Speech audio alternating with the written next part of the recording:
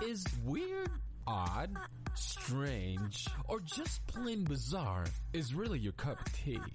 Then the Golden State Media Concepts Weird News Podcast will give you that fix. Can't believe it? Well, listen for yourself as we deliver the strangest news you definitely won't find on CNN or Fox. It's the Golden State Media Concepts Weird News Podcast.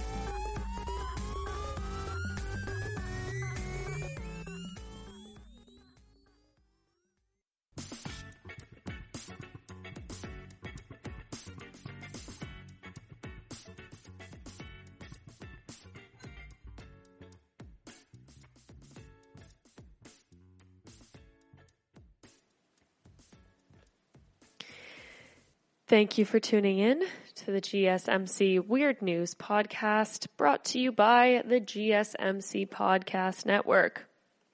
I'm your host, Emily Ferrier, here to bring you some of my favorite weird news stories from the past few days. Starting us off, an armory of hungry ducks keeps the historic South African vineyard pest-free. Earlier this year, thousands worldwide were miffed to learn that social media rumors of a locust-eating army of ducks, purportedly set to protect Pakistan from pests, were false. But not all bird-based cavalries are fake news. For nearly 4 decades, South Africa's Vergenodedlo. Sorry, I'm butchering that. Someone correct me, please. Humble me.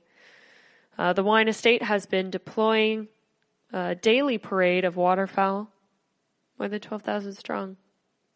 1,200. Nope, not 12,000. That's a lot of ducks. 1,200. To keep their snail and insect population in check.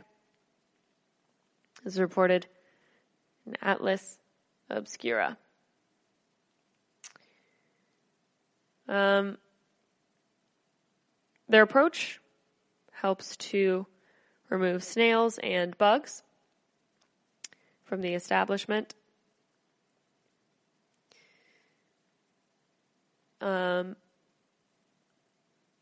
Which opened in 1696. Without the need for harsh chemicals that could damage the environment. We try to keep pesticide-free farm by using the ducks, says Denzel Matthews, the duck caretaker, to help us not to use poison on the farm. Each morning at around 7 a.m., the vineyard's horde of Indian runner ducks, a fast-jogging but flightless breed of domestic duck, awakens from their slumber. By about 10:30 a.m., they've crossed the gate by separating their residents from the vineyard and starting scarfing down pests galore. Situated near the ocean, Vergenod's plot of land is plagued by an abundance of white-duned sails, which love to feast on the buds sprouting off the grapevines in the spring. Picked clean, the plants would no longer be able to produce the fruits necessary for the vineyard's signature Shiraz, Merlot, Malbec, and Cabernet Sauvignon wines, among others.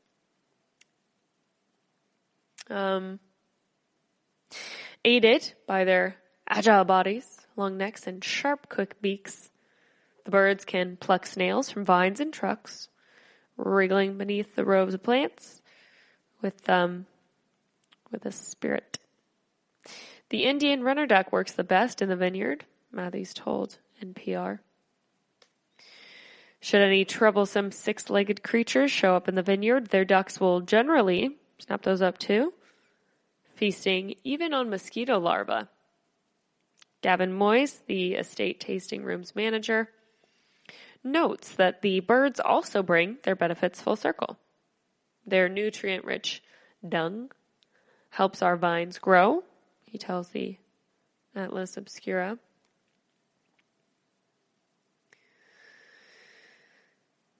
The unusual stakes strategy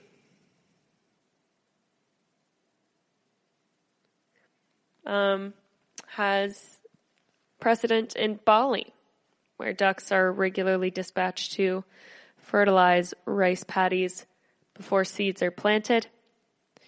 And in China, where officials once released thousands of ducks and chickens to combat a swarm of locusts lying waste to agricultural plots, according to some reports.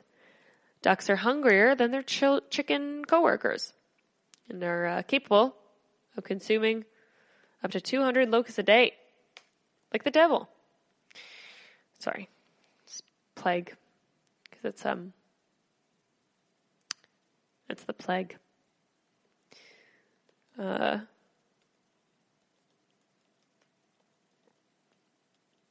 Anyway, at Bergen, I'm going to get this, Vergenugid, sure, which started using ducks in 1984 when George Orwell's 1984 was to happen, and ironically, it didn't happen until 20. What? Feathered workers enjoyed certain privileges to keep the birds' concentration focused on the job at hand.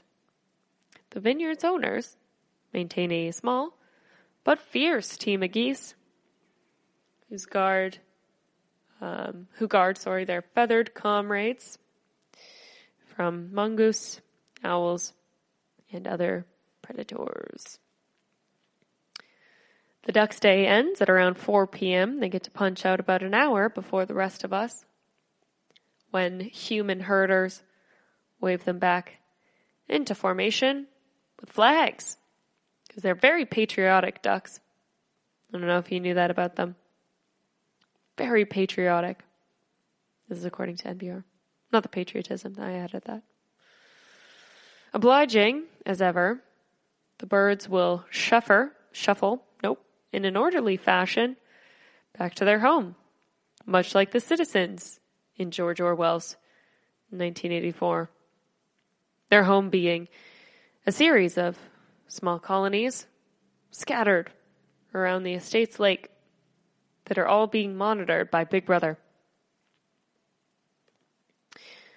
In an interview with the Atlas Obscura, Moyes is careful to mention that the ducks are not turned into a menu item when they retire. Much like, quite the opposite of George Orwell's 1984. I'm kidding, they didn't eat people, but were they that far off? Are we that far off? I don't know. Chill out, I'm a vegetarian. That'd be like eating your colleagues, he says. Oh, there he goes. Well, thoughts? If you could eat a colleague, who would it be? That could be a quarantine game that you play. That's nice, right? Which colleague would you eat? You can play it while you're on Zoom. Really freak people out. It'd be kind of fun. When their appetite and physical stamina begin to wane, the ducks lounge on the lake's island for the rest of their days.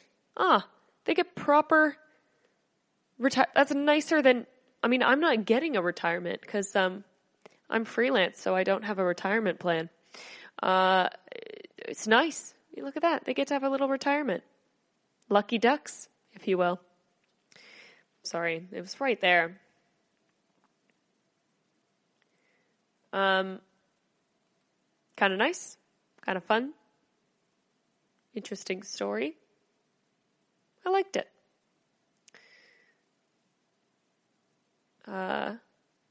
Yeah.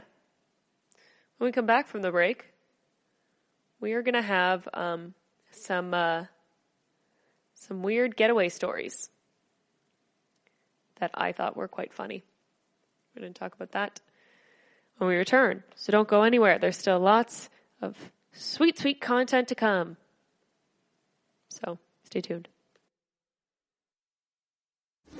Check out the show built around the women of MMA. From the UFC to the extreme cage fighting, we got the fights covered. Listen. It's the Golden State Media Concepts Women's MMA Podcast. The latest news of upcoming fights, discussions of previous matches. Join us as we talk to and about the biggest names in women's mixed martial arts, past, present, and future.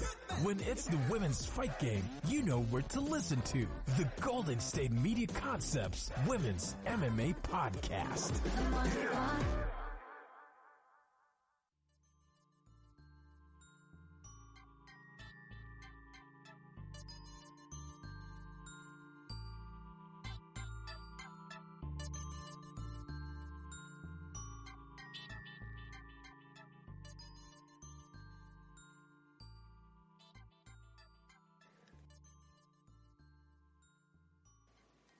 Welcome back. For the break, we were talking about ducks and their retirement. I mean, it sounds like I'm losing it, doesn't it? Retirement for ducks. These are weird times. Okay, so pursuit leads to a man floating downriver on a log. Campbell County, West Virginia. A man was taken into custody. Oh, no, sorry. Whatever. It doesn't matter. You'll find out where it is. A man was taken into custody on Tuesday evening after evading law enforcement officers by floating down the Ohio River on a log. Our crew at the scene says, according to this report. According to the Cable County's Sheriff Department, it happened Tuesday evening after a domestic incident in the Green Bottom area near the Cable-Mason County line. Okay, so it's in the county line. Whatever. It's confusing as to where it is because it crosses county lines. Anyway, the suspect has been identified as Randall Lee Mays of Culloden, West Virginia. Investigators say when deputies showed up, Mays jumped in his car, drove the car into the river, and then jumped into the river and floated downriver on a log to, get away from the deputies. In true cartoony fashion. That sounds like a Mr. Magoo thing. Did they do that in Mr. Magoo? I feel like they did. Right? Remember Mr. Magoo? Remember simpler times? Anyway, Mays was eventually pulled from the river and taken to a waiting ambulance. And the charges he faces are unknown. So you can keep up with WSAZ for more information. So here's some criminals that were so bad at crime, it's basically slapstick. The bank robbers who called the bank in advance. There are many ways to rob a bank, but most of them can be broken down into two general stages. First, you make a surprising threat of force to the bank staff to give you money. Then, you take said money and escape. Surprise being the operative concept here. Giving banks a minute to prepare for your antics is guaranteed to result in countermeasures, ranging from security guards to a secret alarm button that forces lockdowns and an inevitable parade of cops, and not the fun, sexy pride kind. Case in point, these two would-be robbers from Fairfield, Connecticut, tried to adapt a novel approach to the noble art of bank heisting. Albert Bailey and his juvenile accomplice didn't much feel like going into the traditional, this is a robbery route with the guns and the masks and all that. Rather, they adopted a more gentlemanly approach called ahead to alert the bank of their upcoming shenanigans. Bailey began by calling the bank to let them know that this robbery business was totally going down after presumably being put on hold For an uncomfortable amount of time, he told the person on the other end that if the bank wouldn't give them $100,000 in large bills, specifically, it's hard to carry the small ones, isn't it? There would be a bloodbath. Just being polite, making sure my bloodbath schedule lines up with yours. I mean, at least he's polite, right? The employee, understandably surprised that the robber would kindly give them a heads up, immediately called the cops and started initiating a lockdown while waiting for the police to arrive. In this exact moment, Bailey's accomplice strolled over to a teller and gave them a note saying that he was the guy picking up the money. To the shock of no one, except maybe the robbers, the police showed up and apprehended both of the would-be thieves because Bailey was sitting outside in the getaway vehicle. Pretty much nothing went their way because while they had specifically requested a non-dyed bag of cash, that's exactly what happened. It exploded when it was thrown on the ground after the suspects were confronted by law enforcement. So maybe the lesson is planning ahead, not always the most effective way to get the job done. Right? Never planning anything again.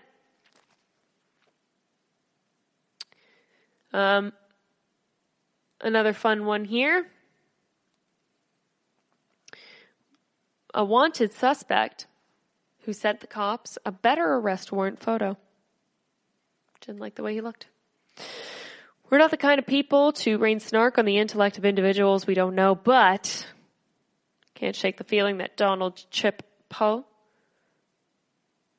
might not have been the smartest person in any given room. For starters, he was wanted by the police for failing to appear in court for his DUI case. Classy.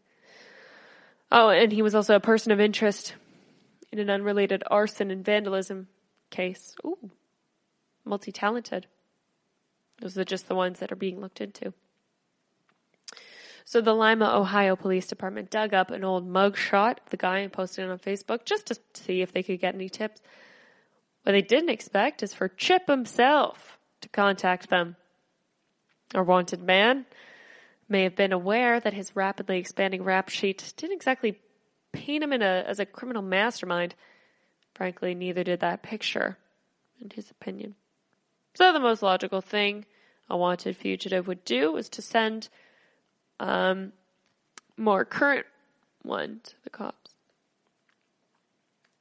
In the extreme theoretical scenario that we all find ourselves wanted by the police, wouldn't it be overjoyed if the photo they tried to hunt us down with was awful? Could look like Barney the dinosaur or Steve Buscemi for all we care, as long as it wasn't instantly recognizable. Chip, good old Chippy Chip, on the other hand, had a reputation to uphold or something like that. Not only did he personally provide law enforcement with an up-to-date picture of himself, he gave an interview to a radio station so that everyone could hear what he sounded like. Man, they just did me wrong, he explained in the interview. They put that picture out and made me look like I was Thundercat or James Brown on the run. Can't do that. Now, we're not sure why this was necessary, but yes, we're at a loss for what to say. Also, what does he think Thundercats look like? As would be expected, he was arrested in Florida soon after sending the cops the update on his current appearance. Perhaps fittingly, his arrest photo ended up being infinitely creepier than the mugshot that had insulted him so much. Good old Chippy boy. I like Chip. He's fun. There are 3 more of these fantastic little stories. And I would like to keep that train going, if you guys are cool with that. So we are going to take a break right now because Mama needs some water. And then after the break, we'll talk more about these stories. So stay tuned for a few more of these silly criminals who basically caught themselves when we return. So don't go anywhere. This is your ultimate stop for everything sports. The Golden State Media Concepts Sports Podcast. Should I say more? From the NFL, MLB, the NBA to MMA, it's all in here. The Golden State Media Concepts Sports Podcast. Listen now.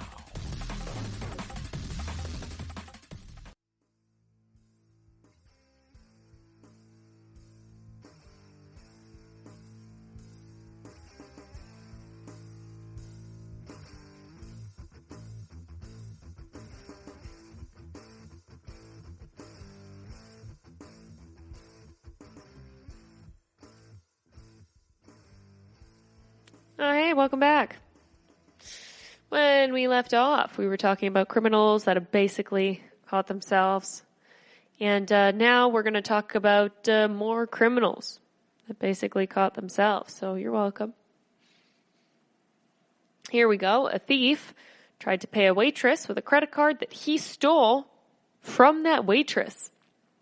Credit card thieves are an unfortunate reality of modern life. And even your credit card company eventually agrees to reimburse some of the losses that you suffered when that drunken guy bought 50 pounds of candy corn in your name.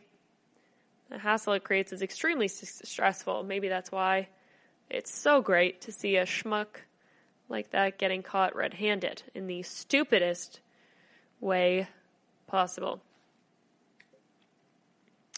Earlier this year, an Arizona woman stopped at a gas station before work. Unfortunately, some idiots were there at the same time. And a man who was filling his tank took a mow to break into her car while she was away, stealing her credit card and other belongings. Then he drove away without paying for the gas, stopped to pick up a friend who'd been shoplifting inside the store. It's nice that they find each other, right? Everyone's got hobbies. Apparently, some people just can't resist putting that extra cherry on the top of that idiot sundae.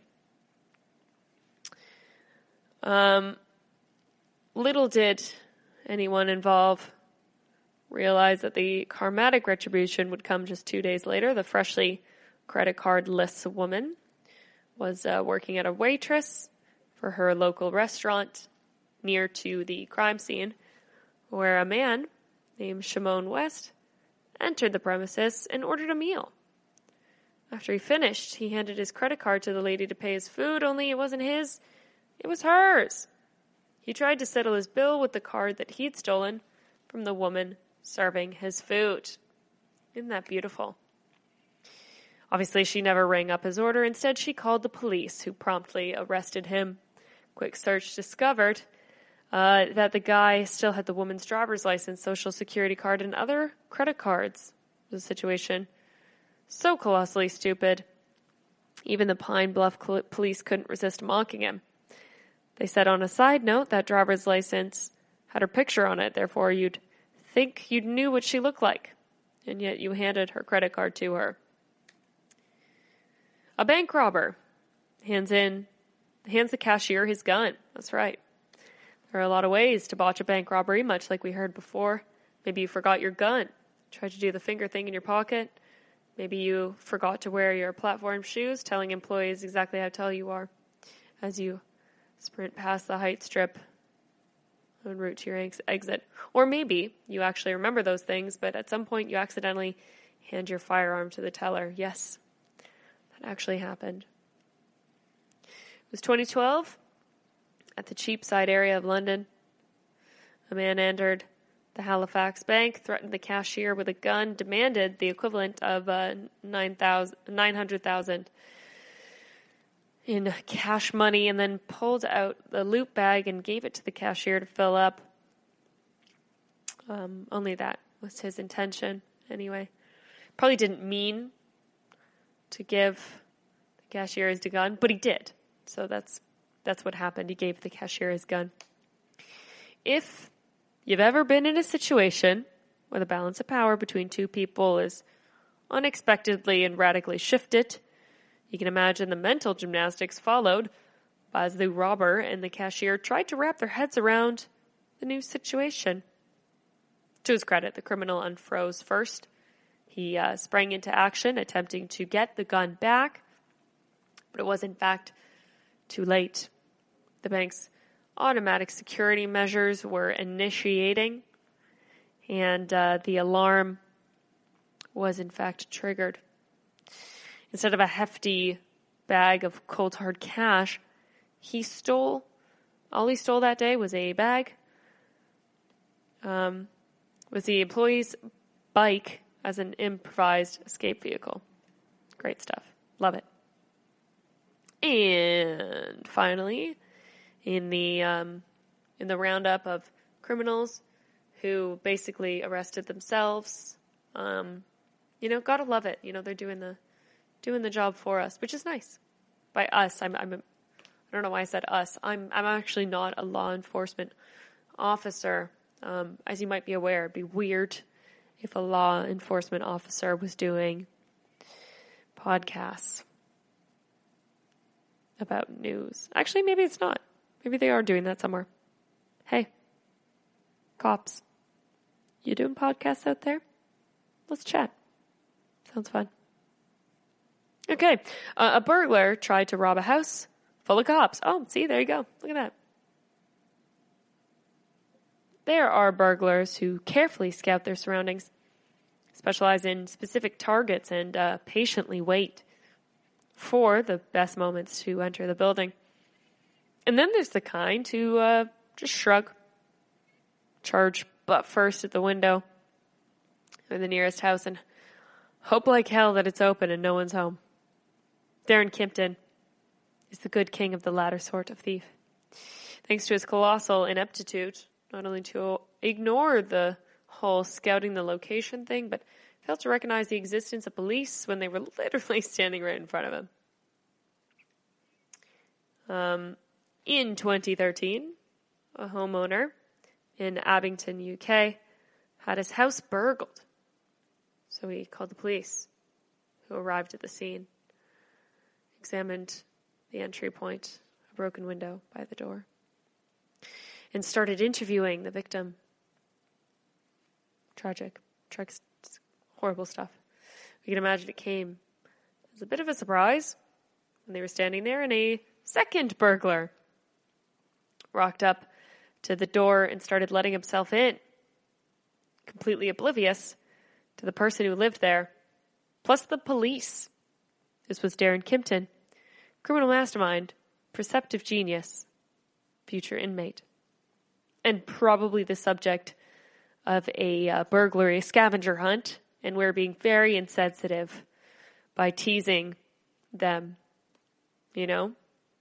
Burglary scavenger hunts are very important and serious things, and we should stop being so insensitive. Some bemused looks and an extremely short chase scene later, from the length of the living room to the kitchen, the cops arrested Mr. Kimpton. It was then noticed that his hand was injured. After some quick sleuthing, found that his blood had been on the door lock of another house that he'd failed to burgle earlier in the same night, because he was really losing the burglary scavenger hunt. And that, everyone, is how you truly become the clumsiest of all criminals.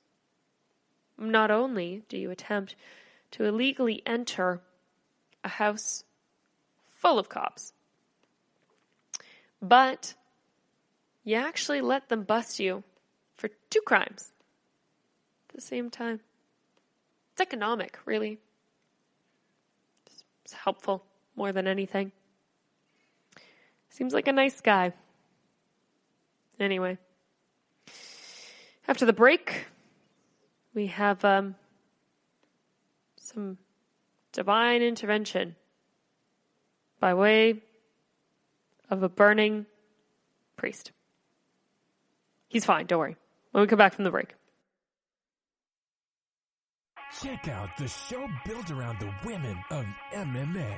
From the UFC, Invicta FC, Bellator, and One Championship. We got the fights covered. It's the Golden State Media Concepts Women's MMA Podcast. The latest news of upcoming fights, discussions of previous matches. Join us as we talk to and about the biggest names in women's mixed martial arts. Past, present, and future. When it's the women's fight game, you know where to listen to. The Golden State Media Concepts Women's MMA Podcast.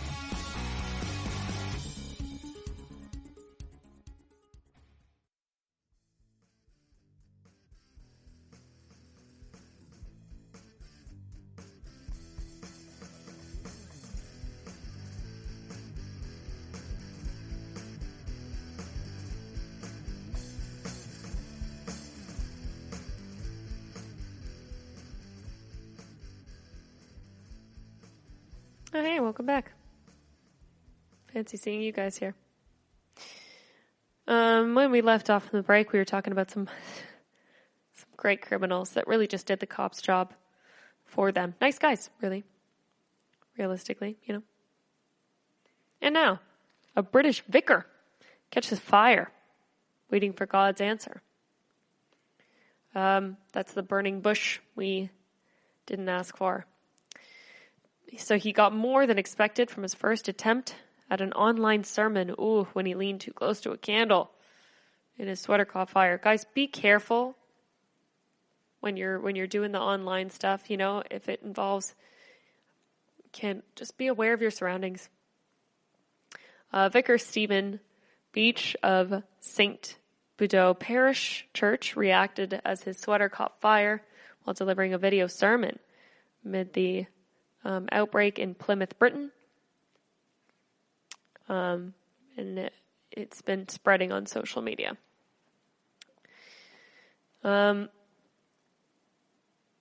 So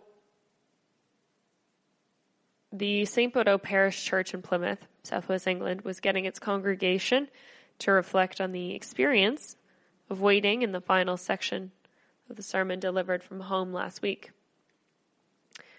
It's a great thing to pause in the presence of God and ask yourself a question. Lord God, what are you saying to us? Beach said, warming to the theme. And then, of course, to wait for the answer. I've just been pausing between these, he continued, before realizing that his left shoulder had moved too close to the flame. Oh dear, I just caught fire, he exclaimed, battling and blowing out the flame. Oh my word, video sermons. Part of the Plymouth Church's response to the crisis, trying to encourage people to keep faith and sustain their normal outlook on life. The vicar told Reuters in a message, but wow, that really looks like we're getting the message pretty clear. The message is, we're going to burn. Anyway, my family love it. And the youngest grandchildren want to know when Granddad is going to set himself on fire again, Beach said. So he's positive about it. Several places of worship around the world have adopted the online prayers and services in the wake of the coronavirus outbreak. In a television message watched by more than 27 million people on Monday evening, Prime Minister Boris Johnson ordered Britons to stay at home. Nearly all shops to close and banned social gatherings, including weddings and baptisms.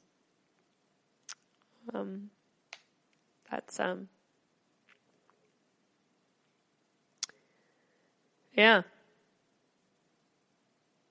I mean, this is, well, I mean, does anybody else feel that this is them saying something to us? No? Anyway, here's another weird burglary story. We're just going to sandwich these bits in here. A burglary suspect late to meet up with his undercover officers because he was burglarizing a home. In Portland, Oregon, a burglary suspect was arrested early Wednesday morning after he met with an undercover officer to sell the items that he stole. According to the Portland Police Bureau, March 12th at around 9 a.m., officers were called to a burglary of the 330 block of Southeast Yankee Street. Police said thousands of dollars worth of tools were stolen during the burglary. Then during an investigation, officers discovered the stolen tools listed on a website for sale. Officers, along with neighborhood response team,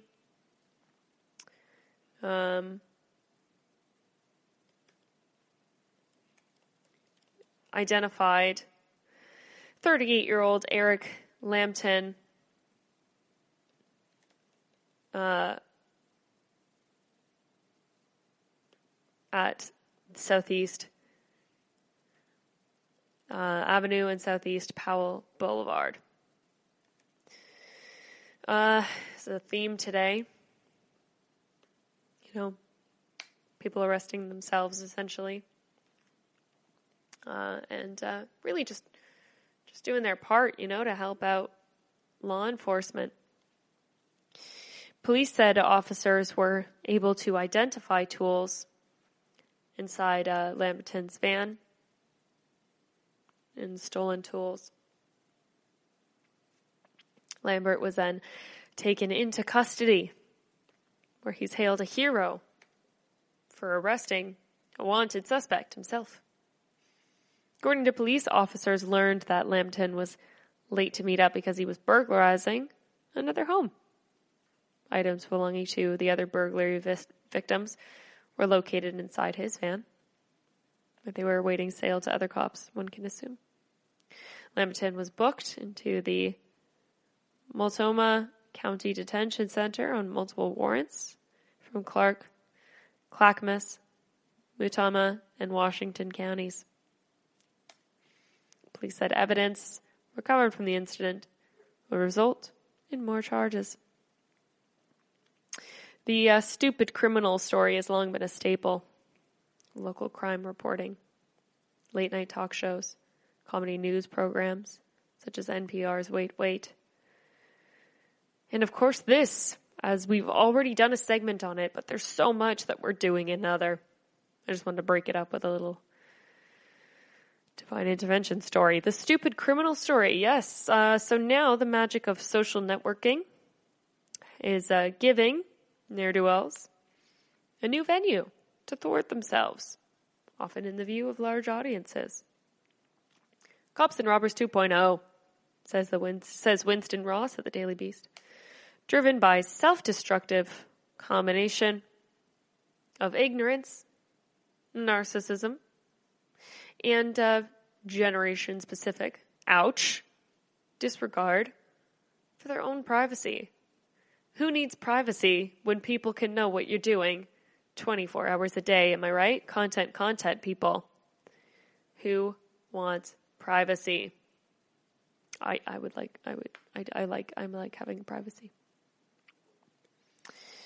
These social media savvy crooks are just really making life much easier for cops, much as before. So here are, well, actually, we need to take a break. Because we do. All right, I'm not going to answer you again. I can take a break whenever I want. Actually, I can't. There's specific times. So, you know, stop complaining. And I don't want to start a story and then have to stop it like mid-sentence. So, no, you're killing time. All right? Anyway, after the break, yes, we're going to do a little countdown list of 9 suspected crimes that were uncovered through the magic of Instagram, YouTube, and Facebook. So, don't go anywhere. stay tuned for those. I killed the time. Are you tired of the same old news? Are you sick of the seemingly endless political spin and negativity? The GSMC America Still Beautiful podcast is a weekly news podcast covering all the top positive and uplifting news stories.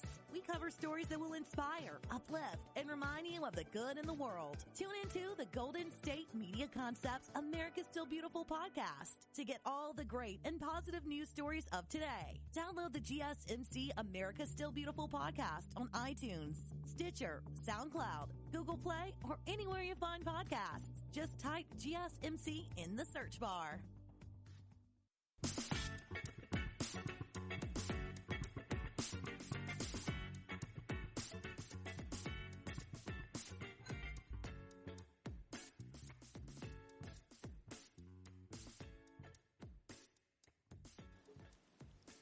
All right, welcome back.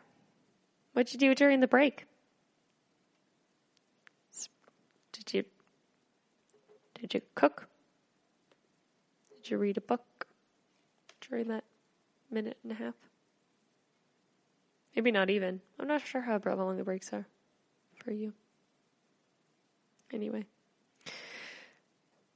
So we were talking about criminals that were caught because of social media specifically. See, it's different than the other segment because this is specific to social media. First one, stealing thousands of identities and then stopping for a steak, not a snake. They're not eating snakes. People eat snakes. I'm not judging you. I'm just saying, okay. Authorities have been referring to an information stealing couple as the Bonnie and Clyde of identity theft.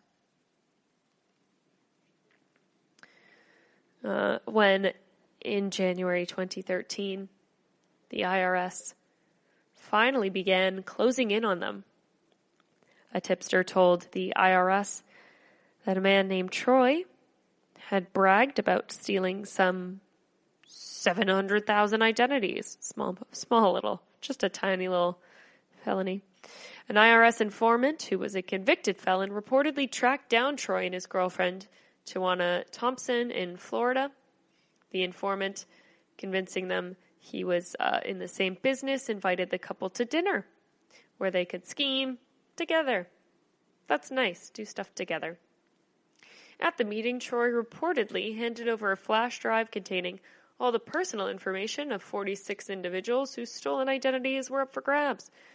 Within this drive, the IRS was able to find Troy's own information, but could still not link him to the crimes, unfortunately.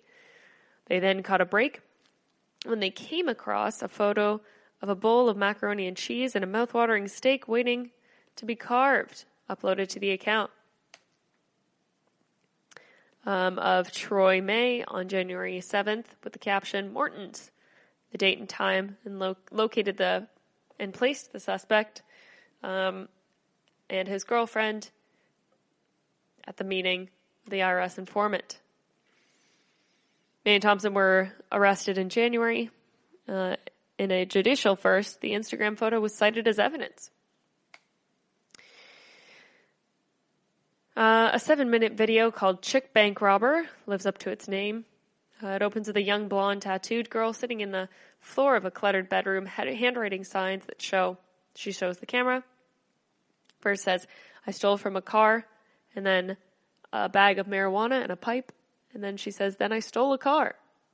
She mimes, oops, and proudly swings the keys in front of the video. And the next sign says, then I robbed a bank. She smiles broadly after this reveal when the subtitles read, with a gun, a pillowcase, and a note.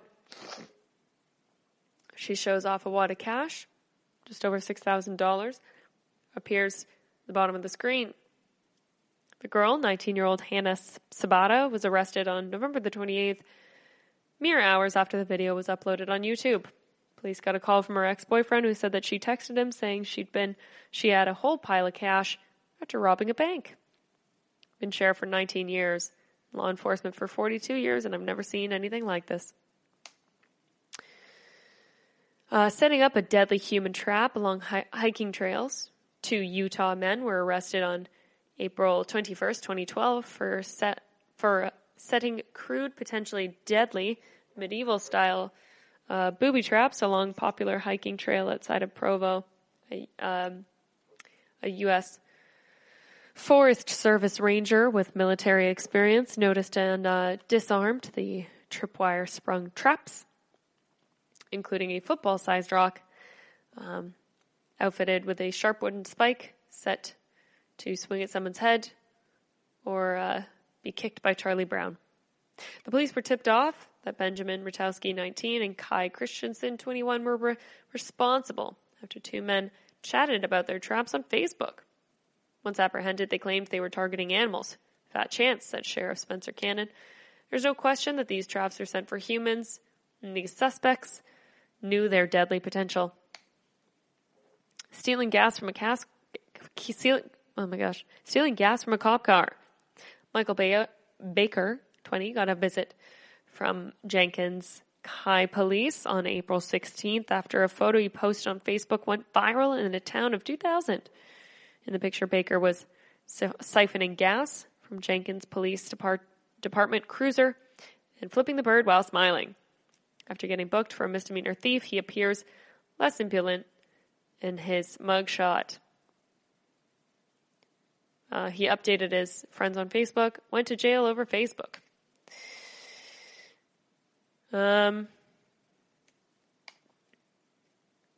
Taunting a theft victim from his stolen laptop.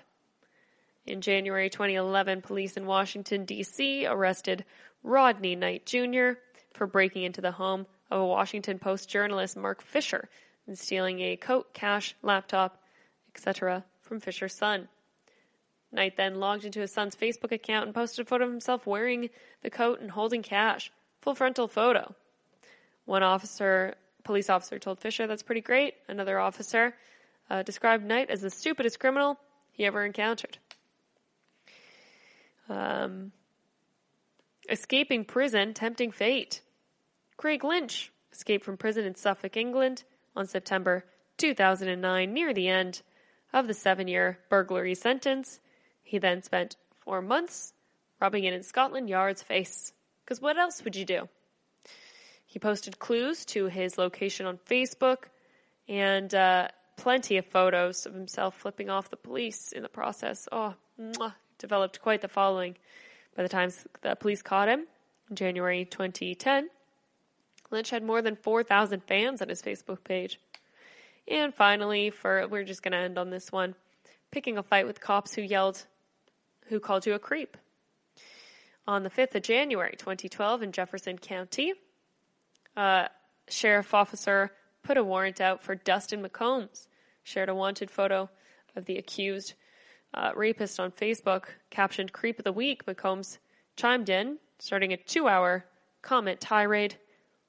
And good thing I moved out of state. He revealed his location. Well done. Claps, claps, claps. A few comments later, McCombs said he believes it just may be considered defamation of character. You know, the whole Creep of the Week title. On February the 3rd, McCombs was arrested in Ohio, thanks largely to Facebook. Well done. Well done, Facebook. Good on you. So there were more, but I didn't want to, again, start one before we had to take a break again and then leak into the next segment. So we're not going to do that. But I am going to lead you. Who knows? I am going to let you know that the leader in a Amish beard cutting attack is finishing his sentence at home due to the risk of being outside right now. So, this whole self-isolation thing is really benefiting criminals, which is cool. And introverts alike. I'm not going to joke about that because it is a serious thing, okay? Please be self-isolating. Please don't mess this up for everyone else. Anyway, Amish beard cutting when we return. GSMC Life and Happiness podcast takes you on a journey of exploration. We'll discuss tried and true methods alongside the latest trends of how to best live your life to its fullest and happiest. From psychology to meditation, science to self-help books, the GSMC Life and Happiness podcast will help you to discover what makes you happy and how you can live life being the best you possible. Download the GSMC Life and Happiness podcast on iTunes, Stitcher, SoundCloud, Google Play, or anywhere you find podcasts. Just type GSMC in the search bar.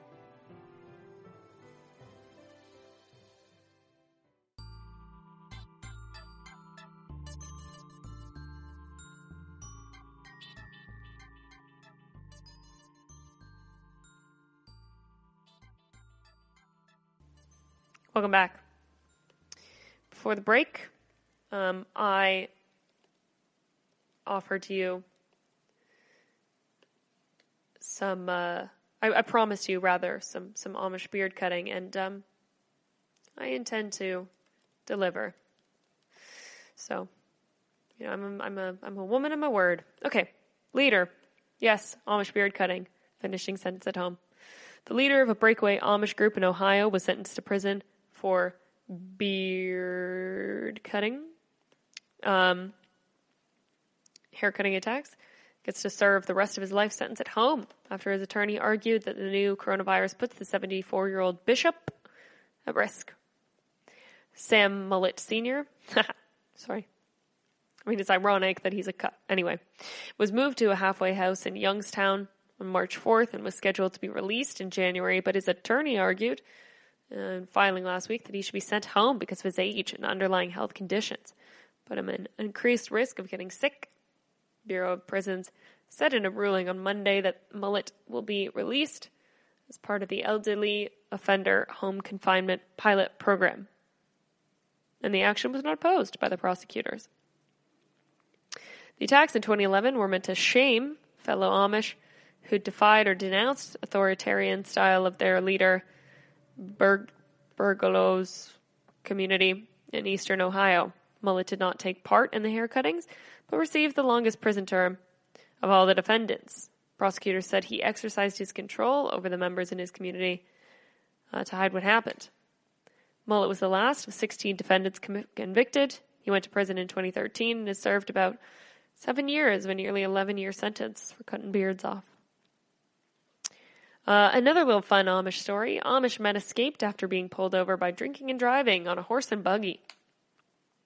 2 Amish men drinking alcoholic beverages while operating a horse and buggy, carrying a 12-pack of Michelob Ultra, has outfitted with a giant stereo system.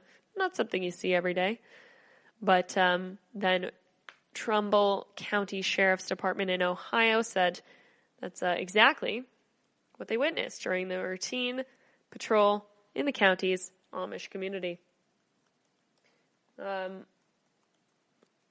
Herms, I'm not going to pronounce that, came across the men while on patrol early the morning of September 15th when he attempted to stop and question them about drinking and driving. And